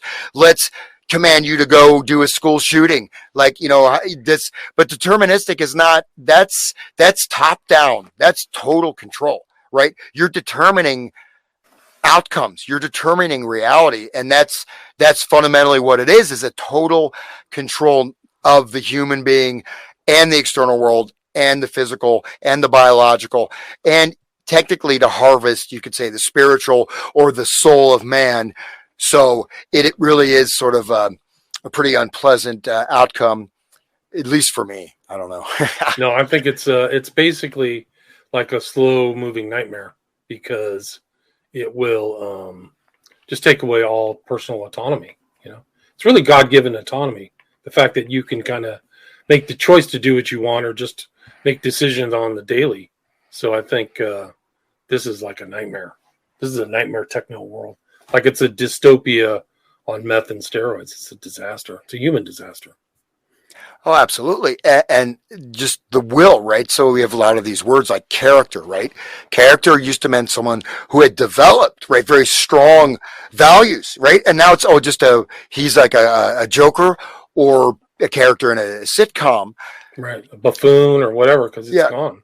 It didn't develop anything. There's no need to develop in this world, right? Well, do what thou wilt, but what is your will? If you are, is a heroin addict, is a sex addict, is somebody with, extreme interpersonal rage, are they able to act from their will, or are they in a sense operating mechanically based on their addictions, based on their own egoic negative level stuff, right? How can you, that's one of the things, if you look like to develop that, say, love, agape, right? Developing love for others. It doesn't necessarily mean that you lie down and cut your own throat, but it means that you move beyond that very binary, almost animalistic level where you're never getting into these higher elements or regions of the human mind, right? It's not saying that people can't, do great things and still have these tendencies, but how do you know what your will is, right? If you're ruled by your passions, if you're a slave to anything, what's your true will? Who imposed that on you, right? Right. I mean, what's your real character? What's your real self? Like, that's really like how dangerous this is like an abnegation, a kind of bleaching of like human experience. Like it's gone. Like just like the fact that you get up and get up in the morning and decide what to do that day is over. Like that's like maybe worse than just actual enslavement. It's a form of enslavement. I don't think there's any other choice in my mind about all this stuff. It's techno enslavement, right? It's techno enslavement, and the thing is that we have every day, right? We have the opportunity to do something different than we did yesterday. We can make different choices. We can try. We can engage differently. We can, or not, right? It's a process. But what we have is the present moment, what's real is your actions right in the moment. That is really what is real. And the whole point of, say, like the trivium, quadrivium, or of religion, church, or whatever, is to develop that higher level of will where you're not going to just eat the whole bag of candy. You're gonna eat one piece of candy, or you're not just gonna go ahead and smash the neighbor's window and steal his Nintendo because you want it, or you're not just gonna go kill people on the road because you think it's fun. You're an animal. You're not a human being. You have not risen to the level of a human being with an authentic will. Now, does someone like Crowley or these higher level control people like Jerry Garcia, do they have a will? Yeah. And they're using their will very consciously to direct the fate. I'm not saying, Jerry was doing that, but he's obviously connected. And this thinking went back a long time ago, which is what I think I've demonstrated. But they're using their wills. They're using their wills to control you. Right. And you think you're doing what you will because you can go out and twerk, or, you know what I'm saying? Whether it's, if you don't have anything beyond that, you can never develop this. If you don't have any discipline, you're not going to do anything. And if you think that your egoic lower level passions are real, you're never going to get to as you said, it becomes a graying out of experience, and you're not even going to have that choice anymore. Right. But it's the do what thou wilt that's like the Willy Wonka chocolate factory, right? It's the theater for madmen only that Herman Hesse talked about, where they had that out in Las Vegas, with the original, LSD rollout, right? The theater for madmen only. You get the ticket once you get in Hotel California. You can never leave, right? But you give that up. So I think there is that level of some kind of, otherwise I think we'd already be in this world right now if there wasn't, because but I think, sorry, you had, I don't mean to keep ranting here, but you had a great assessment. It takes away, even the prisoner in jail is better off than this world. I think so. They at least have some kind of thing where they can decide something. I'm not going to eat this bologna sandwich, or I'm going to eat it, or whatever. I'm going to go talk to Bob, or talk to, Lamar. I don't know who's in jail, but they can go do that. But I think in this environment, you don't have it. And imagine the long-term consequences of this type of techno culture. Then you're deciding who's going to live or die, what kind of beings. These beings aren't even real people anyway. So they're not as valuable. There's all kinds of derision or caste imposition. Oh, you've been on a freaking Neuralink for 5 years. What about the people? Then you have dividing of humanity among another way to divide people, not on color, class, wealth, but what's your view to, and that's actually kind of playing out today in maybe not a starkly obvious way, but a lot of people who are online playing video games or streaming all the time, they're totally different than non-computer people. So imagine that, cubed or something like that, where somebody's receiving stuff and going out Elon Musk's Neuralink. It's terrifying. Well, yeah, and I'll just close with just another reference to Jerry. Hopefully I won't think about Jerry again. Let's see it. The Jerry's ghost will come. I'll be attacked by an army of Jerry's in my sleep, playing Sugar Magnolia over and over again. Right. That'll be rough. But he says communication, everything humanity has developed, we don't really need it anymore now. You don't even need your brain. Again, there's different levels of initiation, but for the masses, or even for the technocrats, right? All these things humanity developed, it isn't really necessary. You don't need to learn how to play guitar. You don't need to develop your character. You don't need to travel to Europe. Right. You can just go in the virtual world, but all of these things that developed, which are parts of our biology, parts of our brains, right? Parts of our shared ancestry, parts of our heritage, just going to be erased, right? Erased, right. Atrophy, losing the ability, maybe even losing the ability even to think at all, to a point where, you really are, what if you take that Neuralink out? What if you can't think anymore? What if you're just what happens? What if you're a meta for too long, that's the horror show. Zuckerberg does not have your best interest at heart. If you're a meta too far, what happened to your regular normal life? The normal life, like appointed to all human beings, to be young, middle-aged, get married, procreate, get old, gather wealth. Like, it's incredible. Like, that's why I'll never get any device. I'll never join some kind of alternate world. I think that's like, it should be prohibited by all religions, really, because you're not living out the life God gave you. So I think that it's very sinister to me. And you're giving control over to human turds. Like, Mark Zuckerberg is a monster. One of the reasons that we have this current political predicament is because of him. Like, he was placing money to subvert the proper, collection of our ballots. So, like, this guy's a total monster. I don't know why anybody would spend money on Meta or Facebook for that matter, but that's a whole other story. Yeah. Anyway, how do you like to finish this up? We're literally made it to almost 2 hours, Hans. Another great talk, excellent talk, great information. They can find you at your website, Hans. Yep, hansutter.com, mindcontrolmusic.wordpress.com. Just shoot me an email or whatever. And there should be these web designers. I've got some music that's available, and check out that. I'm going to start putting out more music. I've been basically doing production for other people, and now I'm going to do my own stuff. All right. So yeah, check me out there. And, and I am working now. I am focusing also on ways to either block or even sort of flip some of these processes and energies and to get through this, right? Because this is happening, right? We're not making this up. We're not watching Demon Hunter movie from 1977. We're almost living in it. And you don't look at the whole, not to offend anybody here, but look at the whole transgender movement. Look at this, what a rapid shift of the entire education system.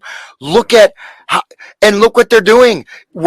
So this is the exact same model. This is almost your entry point. That's what Jerry was saying, right? Whatever you think you are is real. You just make up your own subjective reality. Well, if I get my Johnson hacked off, just because I think I'm a woman, after a while, I may regret that. I did something in the physical world. So just because I think I'm that, it's not possible, right? So you're going against nature. You're going against God. You're going against, even if you have, a relatively miserable life or your life is boring, you still have choice and you can make it and there's so many other levels you can find to your experience. You don't have to be on, lifestyles of the, rich and famous, or hanging out with, Maria Abramovich and Zelensky, at a spirit cooking ceremony. You don't have to be up there. You can, so it's taking your own life as it is, the reality, and really accepting that. And then, because there's something there that's intangible, but what's real. Right. You know what I mean? Okay. But it's something about the authenticity and integrity to the past and present too, because you're kind of alive. You're like denying your ancestors if you kind of go into the metaverse or something, because they suffered and struggled to get all of us to this point, whatever it is, and like going and denying your kind of biological personal heritage by going into the metaverse or Neuralink is like giving all that away, because you're never gonna feel like what it is to be a human, to suffer like that. And even boredom or not being popular, those are all things that help you ameliorate those problems, right? Like, oh man, I'm bored or have a boring life. So over time you're like, well, let's do something exciting. I'm going to go, become a backwoodsman or something. So those things are part of the process. Those processes are all taken away by these computer metaverses or alternative universes. They're really a social disaster, and people should be terrified of them, in my opinion. So that's the way I'll do it. And just one last thing, it's not only your audio visual input, stimulus, metaverse, but your biology, your DNA. They want to control your organs, right? Your glandular system, your brain functioning. The mRNA, what is the mRNA technology? That's what that is. I mean, they want to be able to upgrade and upload and change. They think they can do it better than the natural order of the universe. Right. I mean, it's such a level. I mean, it's pure pride. Yeah, it's mad scientist level, right? It's Yeah. just total arrogance, like Fauci level arrogance and evil. Like, oh, we know better. I'm the science. And you don't get choice. And that's always the sign of tyranny, is the taking away of individual choice just for people to make mistakes, really, or just to actually think on their own. I mean, it's incredible. So anyway, Hans, great to talk with you again. We're at the 2-hour mark. So that is Music for the Masses. Weapon. Music is the Weapon. Number 8. So we've done 8 shows so far. So they've all been superb. Yeah. I've been trying to get to these last few slides. Finally did it. Yeah. We made it. We're done. We got to the last one. It's incredible. But, we've added a lot of other information other than the slides and things like that. So anyway, thanks so much for your time. Really appreciate it. Thanks, William. It was a real pleasure. Yeah, and thanks to everybody for listening and for your feedback. And I absolutely appreciate the attentive audience. So, yeah, no, they're totally interested. All right. So. All right.